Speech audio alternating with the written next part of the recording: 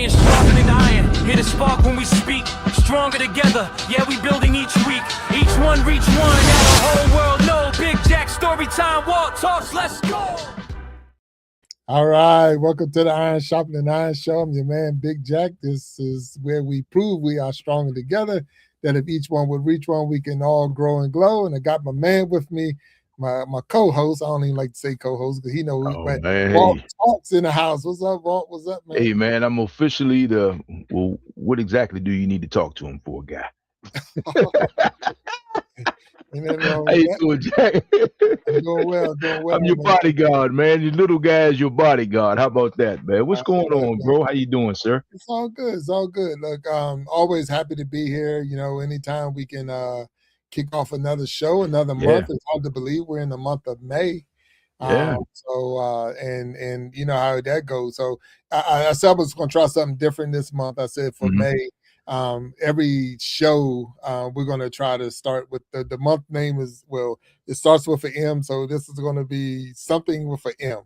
So so I'm really thinking my mental, my psyche. I was about to say, where we going with this? Okay. So, no, this is not Sesame Street. And I'm just trying to figure it out, man. The letter M. Okay, so with the letter M, and it's going to be more on the mental side of it. So I think really, you know, we know that your mental health is just as important as sometimes your physical health. And I say they all together, so I'm not trying to try to separate. Man. I'd say more important. I'd say more important, man. Yeah, I'd say more important, man, because your brain is I mean, garbage in, garbage out, right? It controls the rest of the that's the program, man. So I would say more important. I mean, I'm sure some people argue me on that, and I have no official training in brain management. You put that out there. But definitely your mental, what you think, you are what you think. I believe that 100%. Yeah. Well, and that's important. So today we have a guest with us that's going to help us not so much reprogram ourselves, but it's going to help us with our thinking. It's going to open up our mind sight as far as how we see things. A lot of times we see it with those blinders on. We've got that tunnel vision. So it's good to have somebody that might be able to take us and show us how to improve that. I'm excited. I'm excited. Oh, yeah. I want to definitely get this our guest up on the stage so we can take this journey down. I don't know what we're gonna call it, but no, it started with an M, so we're gonna say memory lane or whatever. I got it. So what's going to happen today? He's going to help us and our guest get out of that myopic mindset. There's your M's right there. Yeah, there's your M's right there. Look. See what I mean, man? See what I mean? 6th grade spelling champ, man. I've been trying to tell you for years, man. The 6th grade spelling champ. Man, that myopic.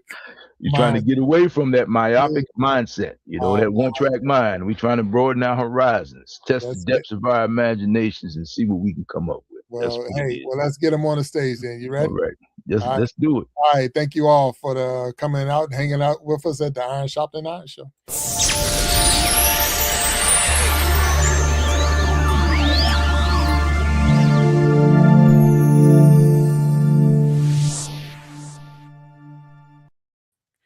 Oh, there he is, Scott Rust. What's up, sir? How you doing? It is good to be here, gentlemen. Thank you for having me. I am glad to see you.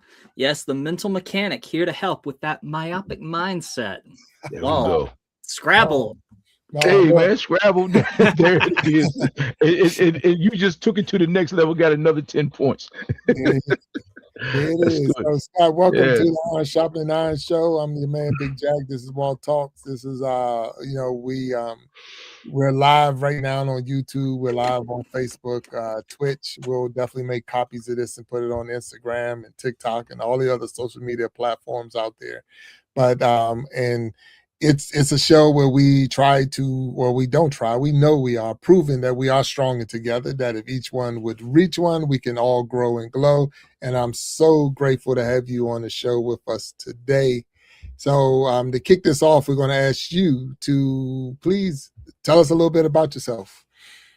Good catch on that try, Big Jack. Well done. That is part of the mindset thing. It's about how we use our language and how our own understanding of reality is shaped by our perception. Perception is reality. That's part of it. It's all tied up together. So I'm Scott Rust, and I brand myself around these parts as the mental mechanic. Why? If life is a highway, then that means that you have to have a vehicle. Our mind is the car. And if we know that we go service a car regularly, then why don't we also do the same kind of checking in on our mindset, on our thinking, on all of the ideas that come in and get caught in the filters or clog up the engine or cause so much gunk to build up that we get out of alignment? It's wild. And people don't really always care which tool I use when they come to me. They just care, can I get back on the road? That's the important part. So I am an NLP practitioner. I am a certified hypnotherapist. I am a success and life coach. I know how to do EFT. There's so many different ways to help people. But really, it all comes back to talking and storytelling. So I love a good podcast. It's a great place for me to be. Hey, nothing wrong with that. And look, you threw a lot of letters at me, so I'm gonna have you break all these letters down. But one thing that what you said is, and I want to touch on that, because it was almost like taboo to a point if someone said that something was wrong with my mind. So like you say, my car going to get it fixed and I need to service, my engine light came on and all. But if something was wrong with your mind and you went to go get it fixed, they were putting you away. They wasn't trying to help you and get you out. So that right there, I believe, was the biggest fear for a lot of people. And we're still stuck in that, whereas you don't want to tell anybody that you got something going on, or I'm hearing things, I'm seeing things, I'm feeling this certain way in my mind, because it's not understood, and sometimes it could be your downfall. So help me with that. Am I wrong? Am I missing something on that one? No, you're 100% right. Stigma and bias is one of the biggest things that holds people back from getting the kind of help that they really need. And the other part of it is just the assumptions that people make. Hollywood has done a very bad job of representing my field. I said CHT. I am a certified hypnotherapist. Everything in Hollywood, if I could get everyone who ever watched anything that has any of it in a room and explain, okay, that works for the story, but the same way that you don't believe that laser swords are real, the person swinging a watch in front of their face doesn't make a nun into an assassin in an hour and a half. That's for the movie. That's not real life. That's not how it works. That's not how any of this works. Yeah, so that is confusing right there, because a lot of times you think I'm gonna stand on this stage and all of a sudden you're gonna have me walking like a chicken or barking like a dog or whatever. So that right there too is where we get that false, idea of what you're doing, and that is not real. And we talked about that before, Walton, and definitely it's no different to me as we're saying it like anesthesia. You're going to sleep, but you're sitting there, I'm gonna fight this. I'm not gonna let you put me to sleep. I'm not gonna let you, so I'm not willing to put myself in a position to let you hypnotize me in any way, or even change my mind or change my thought. Part of that is because of the fact that you thinking, what is this person going to do to me if he got control of my mind? If I can't control what's going on top of my shoulders, you can have me doing anything. Yeah, here I am signing my house away, giving away this or that. So I'm not giving you that permission. So I'm sure your job is tough because of that. Well, that's part of the wonderful thing about the safety of the job. I can then explain to people, just as a mechanic, no, you're driving. I'm in shotgun. I will help. I will give you directions. I will say, you should turn left here. I will say, hey, we're coming up on getting close. You should probably slow down a bit. Things like that. I'm not taking over. I have my own car. I'm doing my own work too. It's not a good idea for me to try to drive everybody. That's not how this works at all. No. But if somebody asks me, hey, what can you do about this? I'm quick to be able to say, yeah, that sounds like your engine's running hot. Hey, that sounds like you're thinking about this a lot. Has this been troubling you for a long time? Oh, interesting. You've had that problem since you were 15. sounds like you've been ignoring it for a very long time. Maybe it's time to get that replaced. Gotcha. No, that's good. No, that's definitely a good way of looking at it. And like I say, when I go to the shop, I don't know how to fix my car. So I go to the shop and I'm trusting that the person that's working on my car. So when I get in there, I start it back up and I drive out. I don't know if he replaced the brakes or fixed the brakes or put them on right until I try to stop. So when you're dealing with, and that's anything we do, you know that you went in for this, and you came out with stitches or staples or a cut or whatever, and you're like, did they fix it? I really don't know. It's not until you have to try to use it. So when you're dealing with something that's, like you say, 15 years about holding it down or whatever, how do I know that this is working, or how would I know that it's working? Other than because it can't be. Hopefully, I'm asking you. It can't be a one and done, or is it? Or can it be? Go ahead. You're the expert. It can be. Okay. There have been a lot of folks that I have had one session and that's all they really needed.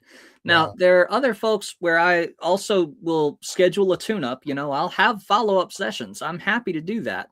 But for people that have issues with like smoking or weight loss or some of these very common things that people already associate with hypnosis, that's often one and done. That's really simple. It's really straightforward. I sometimes have it even scripted where I'm just like, I'm just going to read you this because this has worked for multiple people before. It's straightforward. It's not all that complicated. It's just an understanding of how to tune the gears right. If it's a question of how to figure out what the problem is, and then we get to the level of, oh, it's that. And I see that and I say, oh, I've fixed this problem 200 times already. Yeah, I know exactly what will help you fix that. That's not going to be hard. Then it turns into, 45 minutes or an hour and I wake them back up and we're done. But the actual process of the finding it first, that's the important part. A lot of people think that they know what the problem is and they come to me and they say, hey, I really want you to help me with my weight. And I'm then asking the questions and I find out and figure out, no, the issue isn't their weight. They don't need to have a certain number on the scale. They need to learn how to love themselves as they are. And then they will be able to shift weight much more easily because they don't have anything in their routine right now that is helping them. And they see themselves as ugly, undesirable, unlovable, all sorts of other nasty things that they have had put on them because of the weight. Once they shed those things, the weight will also be shed. It falls away easy. But first, you got to get rid of those other things that are already hitching in their brain. That's like, no, it won't turn over. Well, why won't it turn over? Well, you sit here grinding the gears as long as you have been. Yeah, there's going to be teeth missing. Right. Wow. I like the mechanic analogy. I find it works really well for me. Yeah, it does. In I like the so many ways. Analogy. Yeah, like and for I everything like I do. That a mechanic, you have to test drive the vehicle, right? So this golf game of mine, I'm having a few problems. All right. How are you with the sports end of it? Well, there are aspects of it that people do use for sports. There's visualization training. There's the performance anxiety aspect. There's, people apparently, and I've seen the study cited multiple times. I don't know if it's really still true, but apparently it is a more commonly held fear to be afraid of public speaking than it is to be afraid of death. Yes. We're terrified of talking in front of people, which is crazy to think about because you're always going to be talking in front of people. It's just a question of how big is the audience, Yeah. That's true. So I'm a big fan of the Socratic way of thinking, right? And some of Socrates' quotes, the unexamined life is not worth living and those sorts of things. So basically, I'm a firm believer that what you resist only persist. So what it seems like That's to a good way to me, put it. yeah, what it seems like to me is you are basically teaching people how to think, and not because if you just try to eliminate a thought from your mind, don't look at that pink elephant. That's what's going to happen, right? But if you kind of allow those things to come, my experience, my personal experience, because I've been working on with myself for a while. If I allow these things to come through and examine them, they'll pass.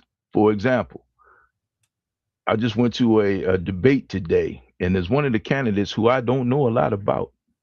But for some reason, she just doesn't strike me as being a good candidate for the office of mayor in my city. And I told my wife, I said, I got to find out more about her. And she says, I thought you said you didn't really care too much. I said, because I don't know this woman. So for me not to care this much about her, I got to find out what it is in me that triggers me or makes me think that way. So that's just the way my brain works. I always need context, and Jack, we make a big joke of that all the time. So it seems like you give people a way to get to that contextual piece so they can basically examine their lives. Is that what I'm hearing from you? That is a lot of what NLP is. NLP is NeuroLinguistic Programming. So it is the linguistics of our mind, neuro, and how we are programmed. The way that our thoughts get inputted into us, that we then are able to process them and explain them in language to other people. What you just described a moment ago, don't look at that pink elephant. That's part of the rule of, quote unquote, the law of attraction. You will attract what you put out into the universe. You will find what you are looking for. Because if you are looking for something that is a negative, your subconscious mind cannot recognize the negative without also creating the image of the positive, whatever the thing is. Big Jack, don't think about a cat. Don't think about a cat.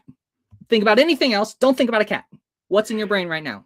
Of course it's a cat, because you keep saying of course it's a cat.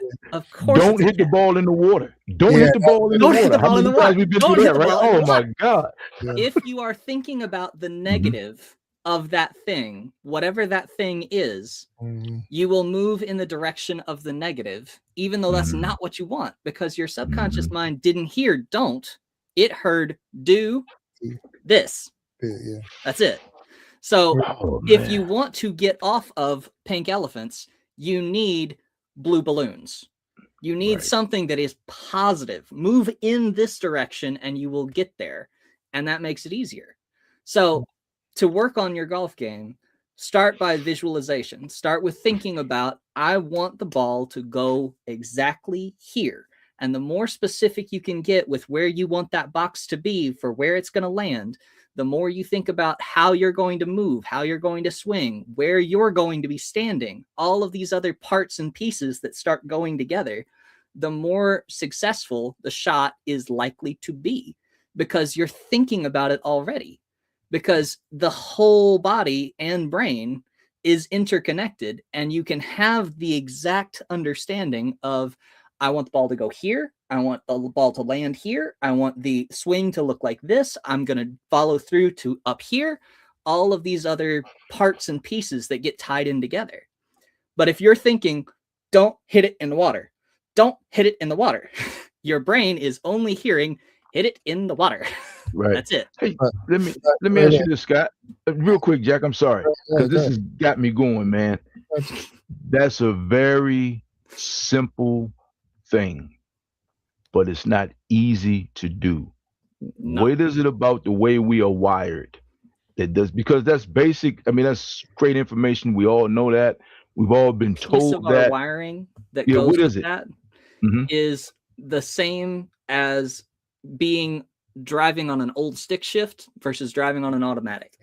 It is the difference between survival instincts and society.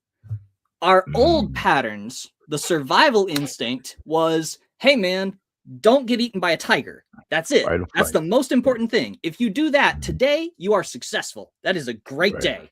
You didn't get eaten. Good. Do that again.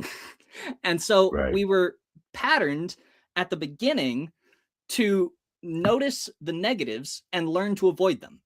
That was easy. That's the important thing. If you find fruit, that's great. It's nice to have it now and again, but like that wasn't as important as don't get eaten. Right. That was really, really important. Mm-hmm. So our brains developed that as the pattern for all of the pattern recognition to start with. And so deleting negative now, because we live in a society that is very different and is structured very differently, and we don't worry about don't get eaten nearly as much as we worry about, does the boss like me? Am I doing a good job? Am I successful? Am I making money? Am I going to have enough money? All of these other things that are not bad constructions necessarily and are not wrong in and of themselves, but are not as simple as don't die. That's it. When that's the goalpost, it was very easy to cross that because you're starting at the 1 yard line every single day. It's just, yes, I survived. Great. We're doing great. But now we're moving the goalpost and we've got to go a full 100 yards every day to make it feel like we are keeping up if we are still succeeding.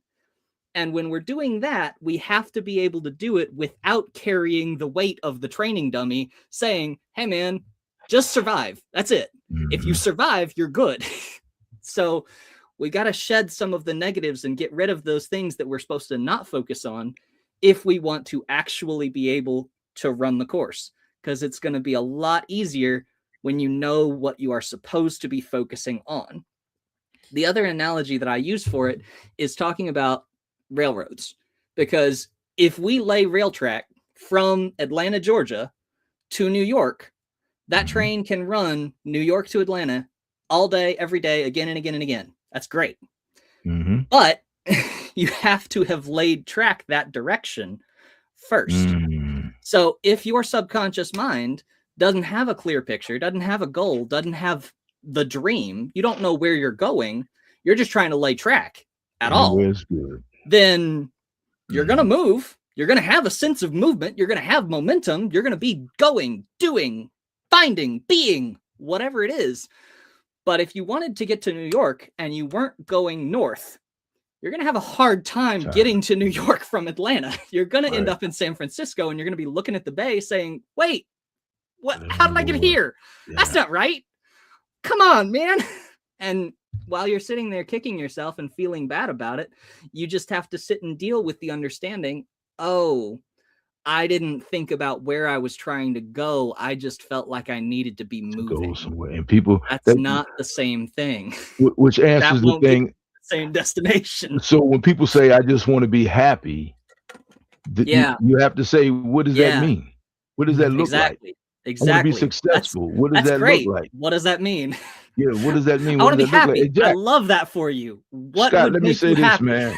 I really enjoy talking to you because these are the things I ask on a regular basis, and I've been almost kicked off the show a few times asking these questions. So, man, I appreciate you. Clear that up for me. Hey, man, all this time they had me thinking I was just out of my mind and crazy and difficult and being contrarian just for the sake of being contrarian, man. No, that's great. Well, that's great. Man, all right.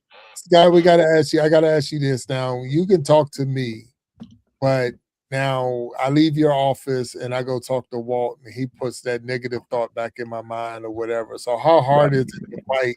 Not that you just happen to be on the stage, man. Come on. Why me, man? It could be anybody, but you know how that go, you know, because I talk to you and I'm walking out and I got that positive mindset. And I know I'm big, but I'm thinking small and all of this. And I get out there and Walt say, "What's up, Fat Jack?" And I'm like, "Dang, oh man, come on, Big Jack." I know, but like, hey, man, I'm just looking on that. He would never call me that. But with that being said, how hard is it for you in your profession, even dealing with me as a patient? I guess I would call myself a patient. How hard would that be when I have to go back home? I have to go back around my peers and all of that. How hard is it for you? How hard is that combination or that thought? What do you have to do for that person? So that becomes a couple of things because there's multiple layers that are all kind of tied together on that. The important piece is the layers of the mind. Like builds from a base, and that lowest, deepest layer, the very biggest, broadest base, is identity. What we identify as, what we take on as our identity, that is so fundamental to us that we build everything else on top of it. If our fundamental identity is being attacked or challenged, then we get really defensive. We close off real fast. We get real upset real fast. When you talk to somebody who is a sports guy and they are all about it and it is their life, and you say, man, the Yankees suck. If they are a Yankees fan, they will act like it is fighting words. They will leap at you. But that same level is also what gives us that kind of protective instinct for ourselves. So if somebody says, well, that doesn't matter to me because that's not true about me anymore, then all of a sudden, nobody saying anything to the contrary really sticks the same way, because you've got the defenses up, you've raised the shields, you've walled it off, and you say, no, man, I'm not listening to anybody or anything else above and beyond myself when it comes to what I am. That level of self-empowerment, that level of, no, I choose my identity and my destiny, that gives people a different kind of strength, because a lot of people aren't working with that kind of tool. They have had labels put on them, but they don't own a label maker. They don't have a way to write their own labels and say, no, I'm not a smoker. No, I'm not fat. No, I'm not any of those things that I don't want to be, because I am what I want to be. I'm moving in the direction of, I'm going to be successful. I am having all of the things that I want. I'm getting what I put out into the world because I'm making progress every single day. When somebody has that kind of momentum and that kind of self-identification, then they start piling up. And one of the layers above identity is when we start getting to, the results, and we have the proof. And then that gives us an extra protection that says, you can say whatever you want, man. I don't care.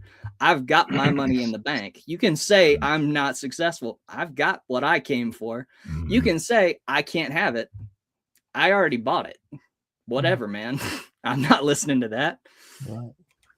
No, that's good. Go ahead, Walt. Go ahead. No, so what I'm hearing you say is basically, and I guess it's even tougher in today's time than it was in our time, because social media, comparison is stealing lives stealing parts of everyone's life. Oh, comparison is the thief of joy. Comparison is the thief of joy, right? Believe that. I will stand by it, man, anytime 100%. And every time.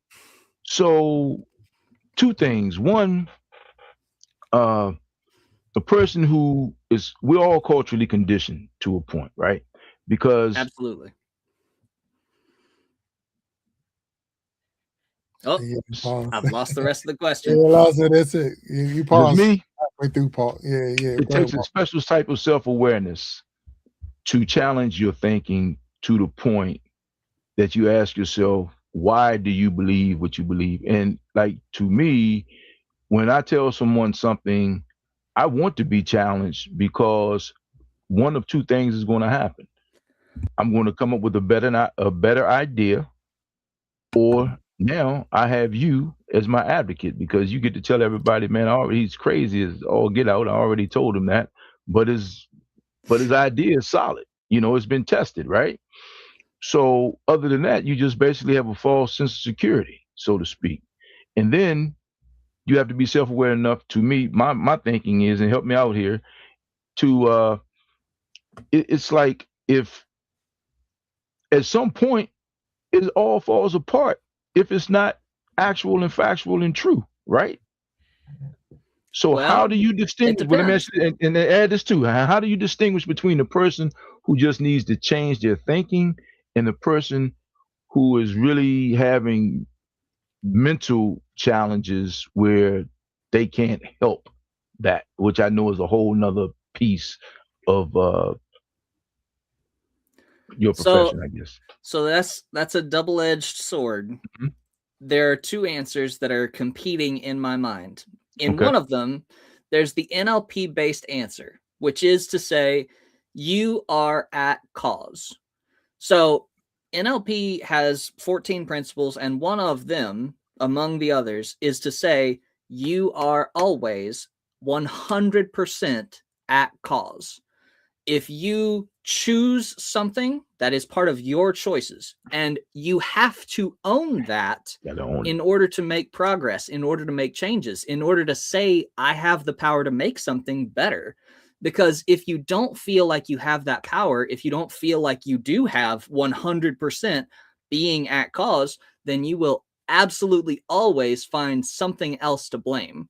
If the problem is external, if the problem is out there, if the problem is the government stepped in, or the school shut down, or man, I can't get the line on the factory job anymore, whatever it is, if the problem is out there will always have more problems. You can keep finding them, and there will continue to be excuses.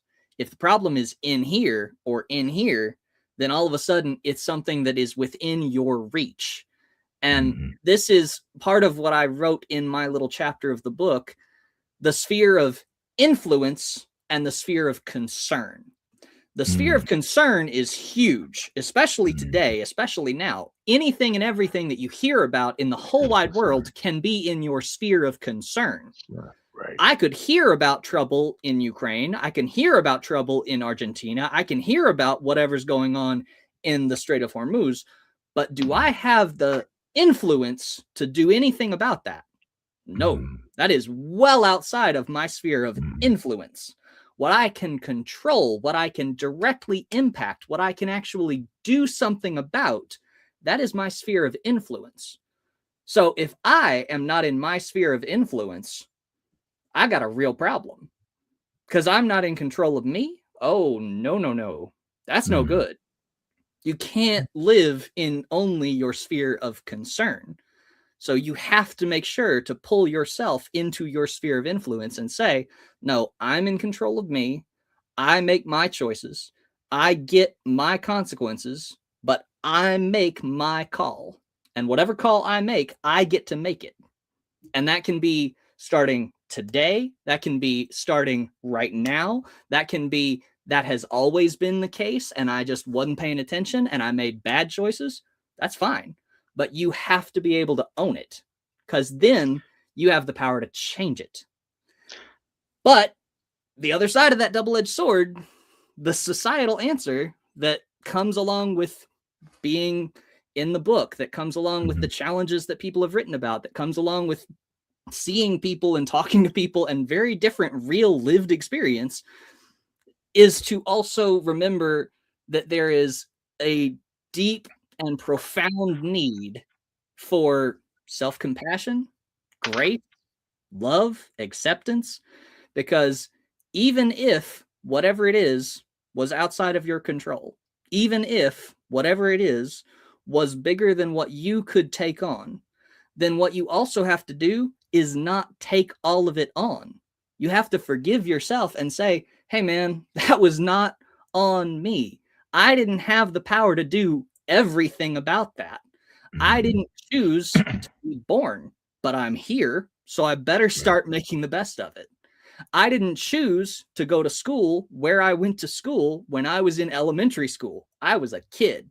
I didn't get to pick, am I going to go to school in Washington State? Am I going to go to school down in Florida? No, I lived with my parents. I went to school in Tennessee. This is where I was. So at a certain point, you have to let everything else go and decide, this is where I am. I love to have people picture a tree, and the past is in the roots.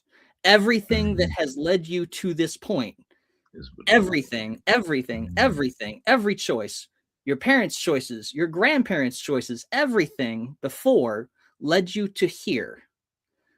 But now you're in the trunk. The trunk is present. The trunk is right now. And that's it. That is here today where you are.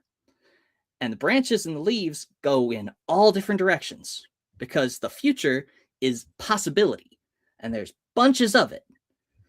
Whatever else happens out there, the trunk is going to keep growing and the present is going to keep being present. And there's only going to be the one thing, and that is the decision. Do you grow or do you die? Because if you want to keep going, you have to keep growing.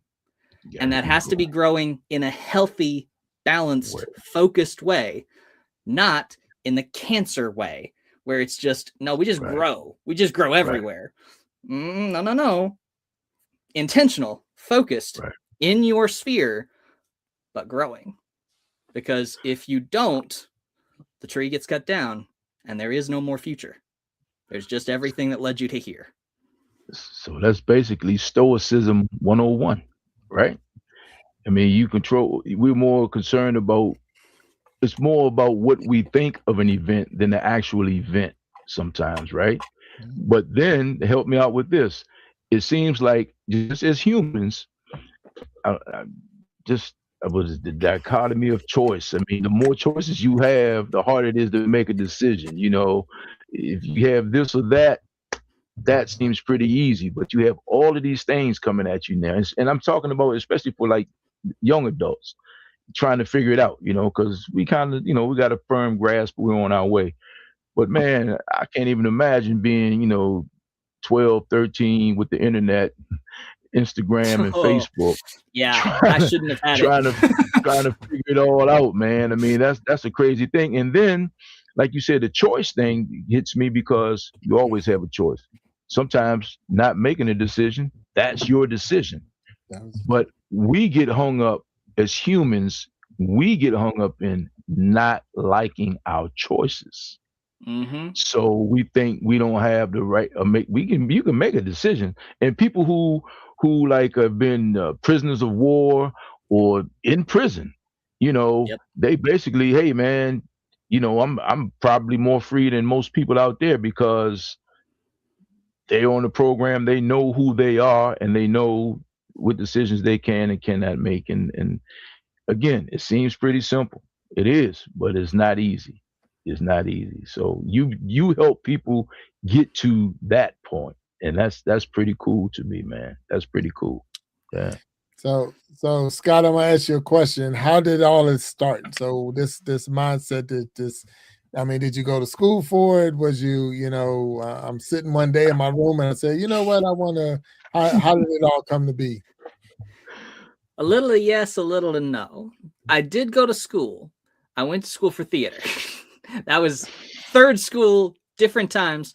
This started when I was a freshman in college. I was in an ROTC program. It was a very different time in my life, as you can see. But I thought for a while that I was going military. And one of the events one evening was mandatory fun. You will go, you will smile, you will do what you are told. Yes, sir, I will, or else I will be here doing push-ups. I think I'll go. We'll see. It could be fun. Even if it's not fun, it's more fun than push-ups. So I went. I get to the gym and there is a stage hypnotist doing a show. He brings out his volunteers. He's got a bunch of people that came up.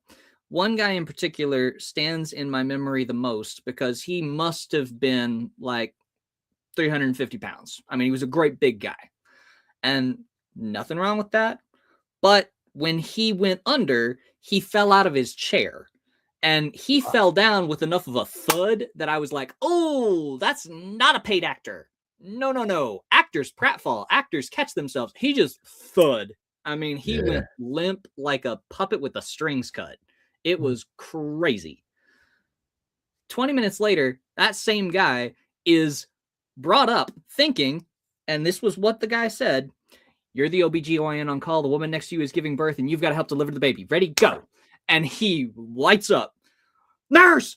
He's screaming. He's running for the wall, the first aid kit, the AED. He's freaking out. The guy puts him back under as he's coming back to the stage with the first aid kit from the gym wall. I'm like, oh my God. He really thought for a minute there that he had credentials and was the doctor on call. Crazy. Full crazy. Wild to see. We get to the end of the show and he tells everybody, go back to sleep. Now, I don't want anybody following me. I don't want anybody angry with me. I don't want anybody getting upset. Y'all won't remember any of this embarrassing nonsense you did until after you get out the front doors. When you hit fresh air, you will remember all of it. It was a great show. You had fun. It was a great time. But you won't remember until you get to the front doors. Because I'm parked in back and I'm leaving. And he wakes him up and he takes his bows and he leaves. This guy's friends meet him at half court. They're all really excited. That was so great. That was so funny. That was so stupid. That was hilarious. Do you remember anything? What? What happened? When does the show start? Where did the guy go? What are you talking about? I didn't do anything. What's going on? He's just 100-yard stare. He's gone. He's full gone. The lights are on and nobody is home. Wow.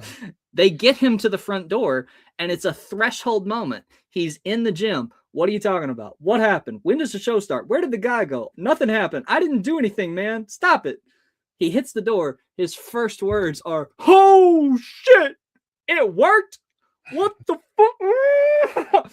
And I go back to my dorm room that night with 3 things in mind.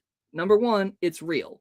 So number 2, it can be learned, which means number 3, I have to go learn this right now. I have to figure out, how did he do that? What did he do? How does this work? Why does this work? All that I can find. And I go home and I start researching. I look online. I'm watching YouTube videos. I'm chatting with people. I'm reading subreddits and other things all over the internet. I do not recommend this as the way to get into it for people, but this was what I was doing because I was 19 and had no other idea of what to do to look into it.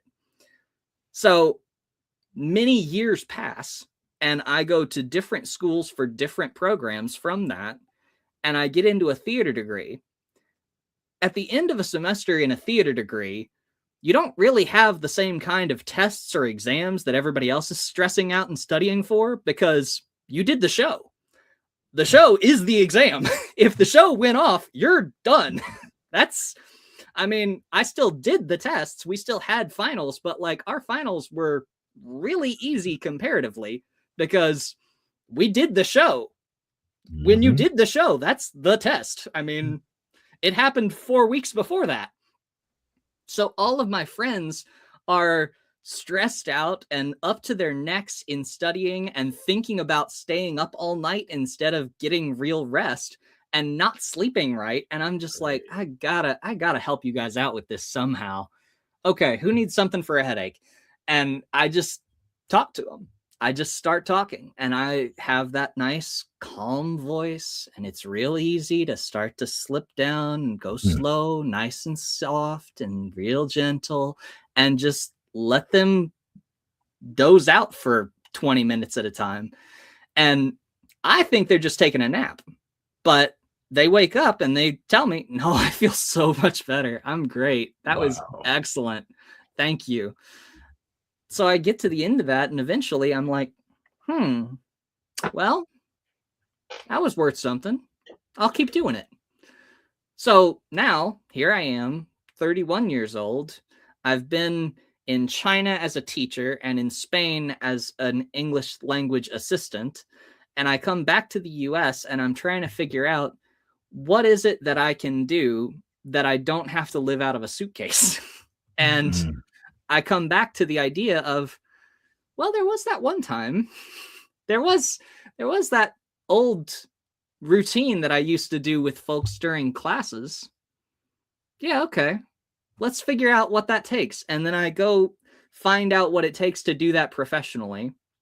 I learn what the certification process is and looks like and take some courses and all this other stuff. But I had already been practicing for 12 years and didn't realize just how valuable that experience was. I was like, oh, yeah, no, I know how to do all of that. Oh, I know exactly what you're talking about. Yeah, no, I can figure out how to make that work. That's great. And less than 6 weeks later, I had my first client who I was helping with smoking because she wanted to be clean and sober. But by the time we were halfway through our session, we took a break. I woke her up and I said, "How do you feel?" She was like, "I'm great." And I was like, "That over there is a vape pen, right?" She was like, "Yeah, I'm getting rid of that."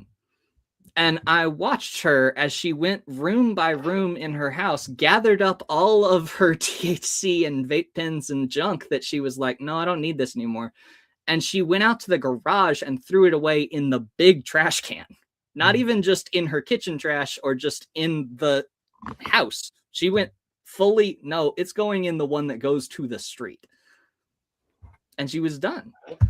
I was like, all right, well, we've still got half an hour. What else do you want to do? You paid for it. Wow. So lucky for the world, you only use your powers for good.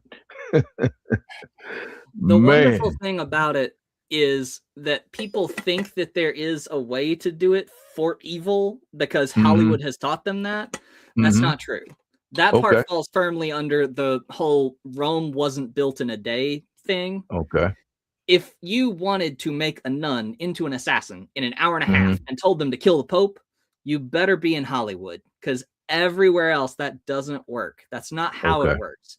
The limitations on hypnosis are three things predominantly. This is what I tell people, at least. Number one, the morals and ethics of both people. I'm not going to do something that I think is unethical. I'm not going to let them do something. I don't suggest something to them that I don't think that they would like to do. And they won't do something that is flat out not what they would believe in or ever do or accept or appreciate. That's just not going to happen.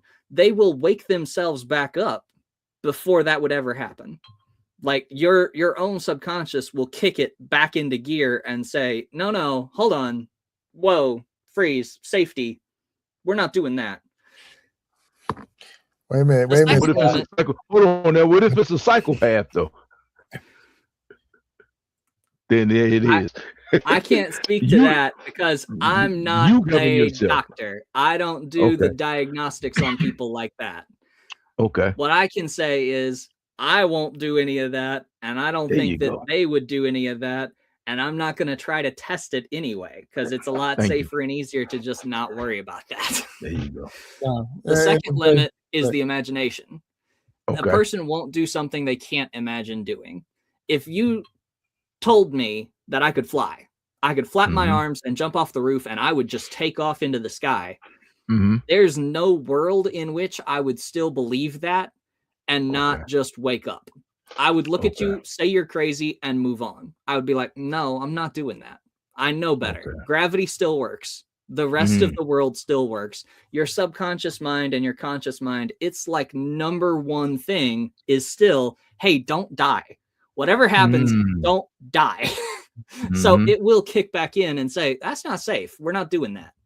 And then the third limitation is just like language. We would have to be able to have the idea, and the idea would have to be in a way that would be acceptable.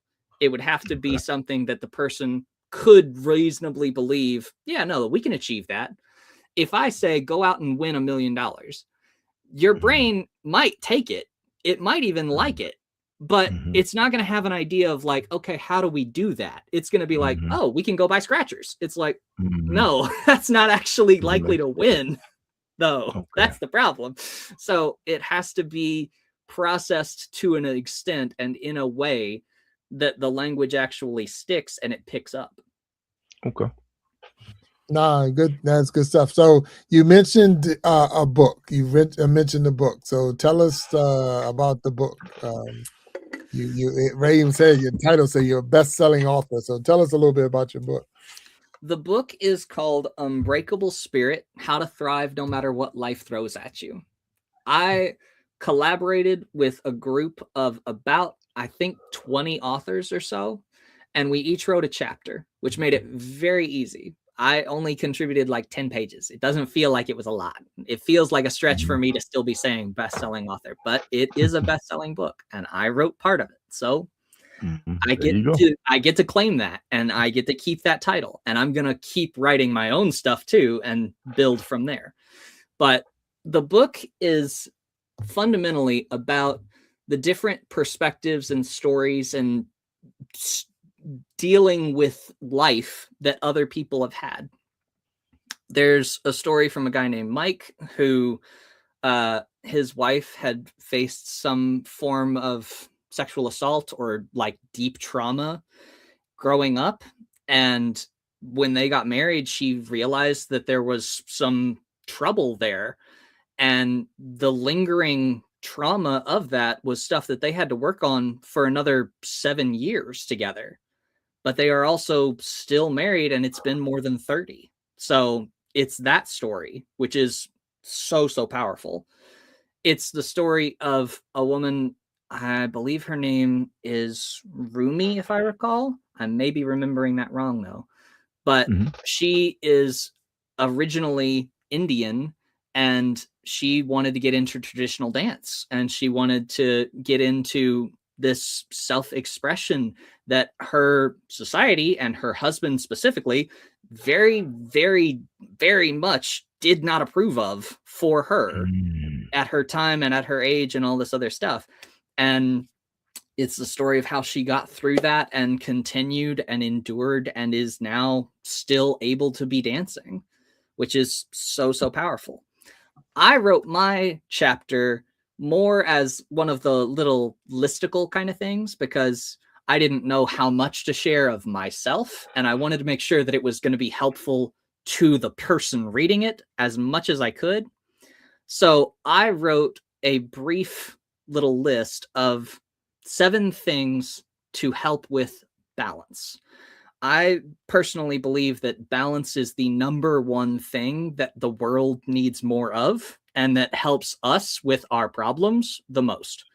That whole law of attraction piece of knowing what you don't want is fine, but knowing what you do want is better, goes along with this understanding of if there's a time for everything and everything should have its time, then it's not good to not feel feelings. Maybe that means anger. Maybe that means sadness. Maybe that means happiness. Maybe you should have joy. That's good. But you should also have a healthy outlet for all of those other things. If you excessively focus on, I can't be angry. I can't be angry. I can't let them know that I get angry. Then it's like, hey man, rage room.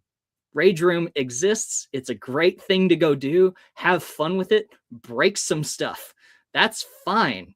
Just don't break yourself or somebody else, because that's not. Have healthy outlets. Have creative outlets. The very first one, as I recall my list, was, hey, do something, make something. Do a thing with your hands. I don't care if it's paint. I don't care if it's watercolor. I don't care if it's crocheting, knitting, whatever. Make something, because it's so much easier to fight the existential dread of the looming shadow of inevitability or mortality or anything else when you can also sit there and hold a pair of mittens and say, I made this. Like, just something. You can't soak in all the time. Human beings are not sponges. We're more complicated than that. If you only get things coming in and you never let anything out, that isn't healthy. You'll build up some kind of tension that's just like, I need to make something. I need to do something. I need to break something. Get a hobby. Get a way to break something out and let it go. It's better for you. So I wrote my little chapter on balance and the importance of finding balance. I have already talked about the spheres as well. That was one of mine in the list. There's a few others still, but go read the book. It's very good. So for those who are watching the Iron Sharpening Iron Show, we got Scott Russ with us, and we appreciate you hanging out with us. We did put the book, the title in the chat, so you can actually click on the link. I'm going to pop it back up on the stage again for those who are seeing it. And Scott, where will we be able to find the book? Can I go on Amazon or wherever? Where is it? Everywhere? Where's this book at?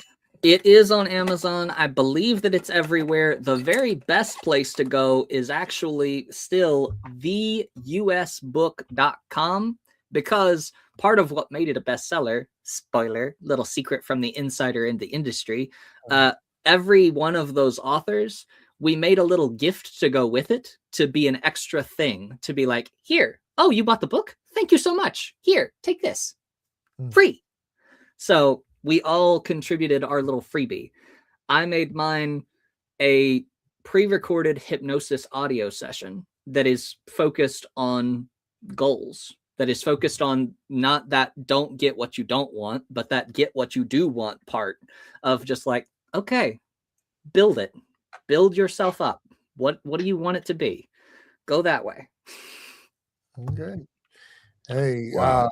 so you heard it, and that's busbook.com, and I did put it down in the chat. So for those who want to get Scott, well, the book that Scott is an author on, he's one of the many authors. That's how you can get the book, and that's awesome. And again, thank you, Scott. I know it's hard to say, hard to believe we're real close at the end. It's been almost an hour. I mean, but Wow. I'm intrigued with everything that's been going on. But I'm gonna ask you one more question if we can. So if someone was watching tonight and they feel stuck or stressed, like say self-doubt, negative, and they're stuck in that loop, what's one immediate mental shift or exercise that they can do today to start rewriting their story? So if Scott, I'm gonna turn it over to you and give us a way to rewrite this story.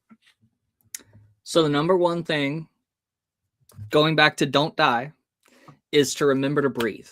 So I would recommend the first step is to learn box breathing, which is incredibly useful. It's a great tool for grounding, for dealing with fear, anxiety, stress, whatever. 4 counts of breathe in, 4 counts of hold, 4 counts of exhale, 4 counts of hold out. Box breathing is the first place to start, because no matter what else is going on, if you are sitting there counting and breathing, then there's going to be very little else that continues to distract. The brain starts to slow down, the body starts to slow down, everything gets a little easier. Then the second part of that goes along with it and is more of the mental. It is to take a pause, take a beat, take a break, take a breath, take a moment, and to zoom out. Now, I want to be careful here because there are people that fully dissociate and then they're just gone from themselves for a long time. That's not what I mean. I mean, think of it as in video game terms, where you're able to be in first person and you're able to be in third person, and you're just right over your own shoulder. If you're able to switch that perspective, sometimes you need to be in it. Sometimes you need to be in yourself. Sometimes you need to be real grounded and stay in your body. And sometimes you need to be able to put a little distance between you doing the thing and your mind thinking about, what are we doing? Are we doing what we actually want to be doing? Are we not happy with what we're doing and we're doing it anyway? If it has been 3 hours on TikTok or 2.5 hours of scrolling Facebook and you don't feel like you've gotten anything done, it's time to check in on that and be like, okay, hold on, wait, what are we doing? Do we like what we're doing? Are we happy with what we're doing? Do we need to go take a walk? Do we need to get some sun? Do we need to take some time and sit down and do nothing? Whatever it is, do that mental check-in of being able to be in it and being able to be out of it.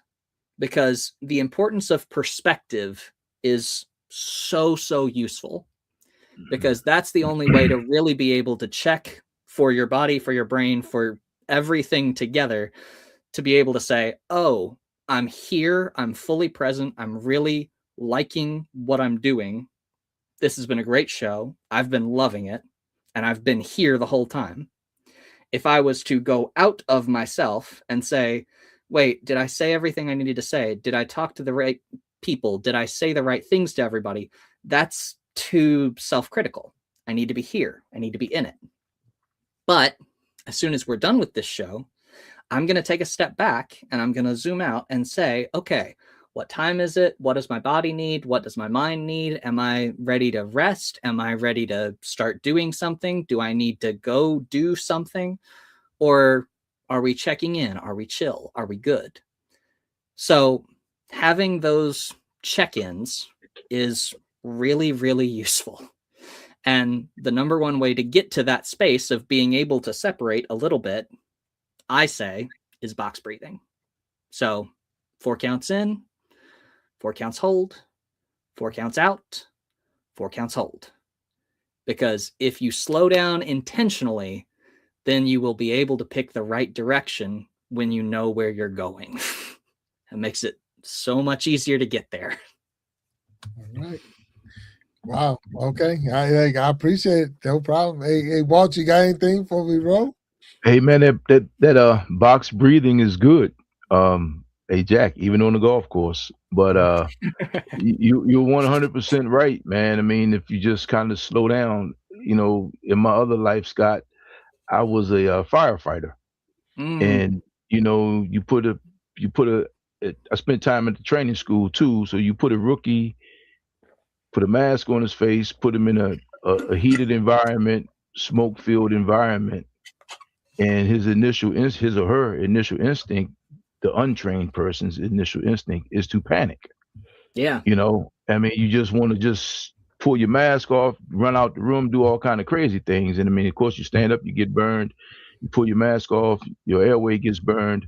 So basically, you have to. I was taught early, just control your breathing.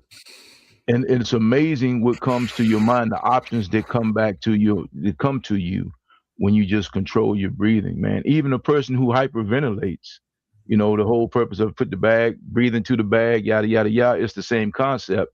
It's all to slow your breathing down to allow, because your body will use that somewhere else. And then you just need to get it back up to your brain so you can think. And it's just the body is an incredible thing. So again, man, you have great information, and that's something that everybody can do. You know, I mean, I that's certainly something hope everybody can. If you are having trouble, you don't need to be listening to anything I'm saying. You need to fix that. That's the most important thing. Remember that don't die piece? Breathe. That's it. Breathe. But the Always breathe. beautiful part about it is everything you said, man, is stuff that we've heard, stuff that we sometimes may know, but we get away from. And I got to tell you, man, you just kind of put it right there where, you know, where folks can get it, man. So great information. I appreciate it. I really enjoyed it. You answered a lot of my questions, man, and basically just kind of reinforce some stuff I already thought and already knew. And I appreciate you, man. So good luck with that. And I'll check your book out. So congratulations. Yep. Thank you. Well, it's been lovely being on. All right. Big Jack, back to the host. Oh, thank you. So I would just want to thank everybody that's been tuning in today and watching, and the Iron Sharpening Iron Show. I got Scott Rust on, and you know, if you haven't already hit that like button, go ahead and hit the like button. If you're not subscribers, hit the subscribe button. And definitely tune in for more and more Iron Sharpening Iron shows and all the shows that come in through the Iron Sharpening Iron universe. Scott, we're going to ask you to hang back with us a little bit once we close out. Talk to you backstage. But to everybody else, we'll have a blessed rest of your week and start of your next week. And tune in because we got some wonderful shows this month and all over the place. I mean, almost every other day now we have a show, so which is really good. The universe is growing. But until next time, we're going to ask you all to stay sharp. We'll talk to you later, and peace. All right. There you go. Thank you.